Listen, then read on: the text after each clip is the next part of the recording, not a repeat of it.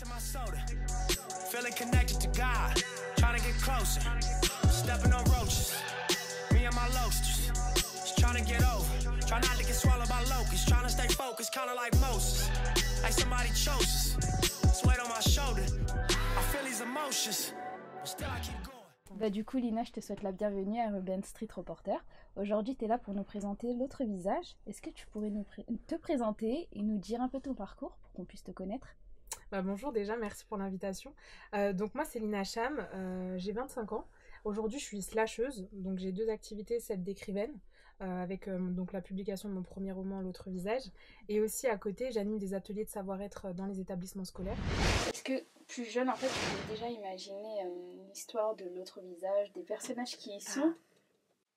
Alors non, pas exactement. En fait, c'est vraiment quand j'ai commencé les premières écritures de ce roman, où vraiment j'ai commencé à ficeler mes personnages, donc avec des inspirations réalistes, puisque l'idée vraiment, s'il y avait cette notion d'identification que je voulais retrouver et que je trouvais qui manquait dans la littérature contemporaine, d'avoir des personnages, enfin voilà, j'avais 19 ans à l'époque, qui te ressemblent, qui me ressemblent, enfin vraiment des personnages ancrés dans notre époque, quoi. Et tu nous as fait un parallèle avec Maupassant, donc tu pourrais nous en dire un peu plus par rapport à ça?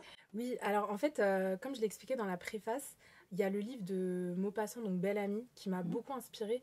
Mais en fait, déjà, c'est un livre qui m'a marquée personnellement, parce que il y a deux choses. Il y a ce côté où, quand je lisais ce livre, j'étais vraiment projetée dans la société de l'époque, mais je faisais aussi beaucoup le lien avec la société de notre époque, puisque Maupassant, à travers ce livre aussi, il y avait une critique sociétale, ce qui n'est pas forcément le cas dans l'autre visage. Et en fait, il y a un schéma qui m'a marqué, c'est le schéma finalement du provincial qui quitte sa ville natale pour Paris. Et moi, le schéma qui m'a inspiré, c'est juste le schéma finalement de changer de milieu social, d'environnement. Donc là, on a une jeune fille qui est plutôt sudiste, qui a grandi dans une ville, c'était vraiment sa ville natale, et qui quitte finalement sa zone de confort pour un environnement qu'elle ne connaît pas du tout. Et en fait, l'autre visage, c'est vraiment le contraste, voilà, entre les a priori qu'elle va avoir de l'extérieur avant de vivre dans cette cité, et finalement quand elle va y vivre, quand elle va y faire des rencontres. Quelle catégorie d'âge as-tu ciblé pour ce livre et pourquoi avoir choisi ce genre d'écriture et tout cet environnement en fait? Et ben, en fait, l'autre visage s'adresse aux 15, 25, 30 ans. Et l'idée derrière ça, c'était vraiment de redonner goût à la lecture aux jeunes. Il y a une image voilà, un peu ennuyeuse, chiante, comme pour reprendre certains termes dont on m'avait dit, de la littérature. Et l'idée, c'était vraiment de casser cette image-là en montrant que finalement, la littérature, c'est super large. L'éditeur, le roman, du coup, comment s'est passé ce travail en lui-même? Alors, donc, L'autre visage, il a été publié en auto-édition. Ça veut dire qu'en fait, il y a deux schémas possibles. Soit on passe par des maisons d'édition, soit en auto-édition. L'auto-édition, en fait, c'est quand tu fais tout toi-même. Là, en l'occurrence, c'est ce que j'ai fait. J'ai fait une campagne de crowdfunding, si tu veux, c'était fin 2018, pour justement pouvoir financer les frais d'impression qui sont assez élevés. Et en fait, j'ai tout fait de A à Z. Ça veut dire que la couverture, les illustrations, même forcément l'écriture, etc. C'est vraiment...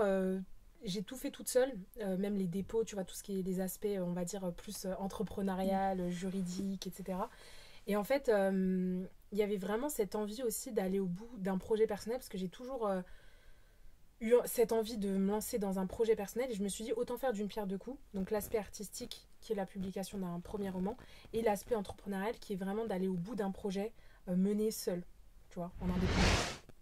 Donc tu pourrais nous en dire plus aussi sur les ateliers que tu as mis en avant?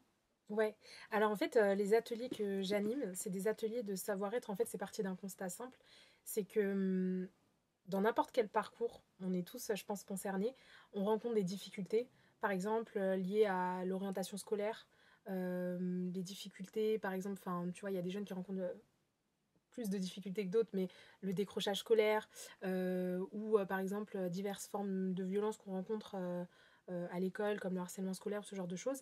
Et il y a aussi d'autres aspects qui sont plus communs, comme par exemple le manque de confiance en soi, l'estime de soi. Et en fait, ces ateliers, moi, ils sont partis d'un constat simple, c'est un peu une introspection que j'ai fait sur ma vie, des observations que j'ai pu faire à travers mon parcours, mais aussi ce que j'ai pu constater autour de moi. Et c'était de proposer finalement les outils, moi, qui m'ont été utiles, qui m'ont permis d'arriver là où j'avais envie d'aller.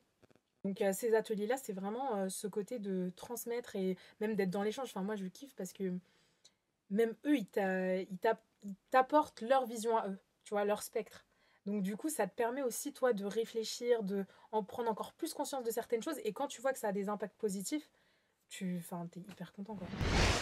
Donc tu pourrais nous en dire plus sur les difficultés que tu as pu rencontrer pendant l'écriture de cet ouvrage, mais aussi à sa publication, et les retours que tu as pu avoir par rapport aux lecteurs et à leurs avis sur ce que tu nous as présenté là.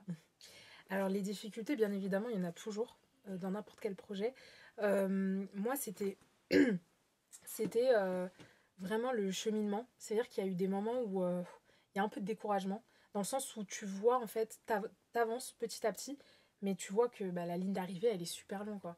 Il y avait des moments où j'avais la tête qui avait explosé, tu vois. Et en fait, c'est petit à petit, en fait, tu mets un pied devant l'autre. Et en fait, au final, tu te rends compte, le jour où j'ai reçu les premiers exemplaires, je me suis dit, waouh, j'y suis, quoi. Pour donner envie de lire ce livre, tu dirais quoi ?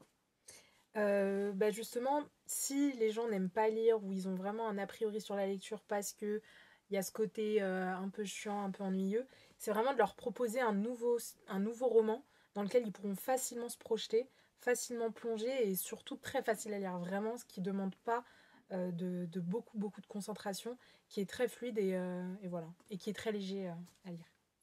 Merci. Merci à toi. Yeah, swear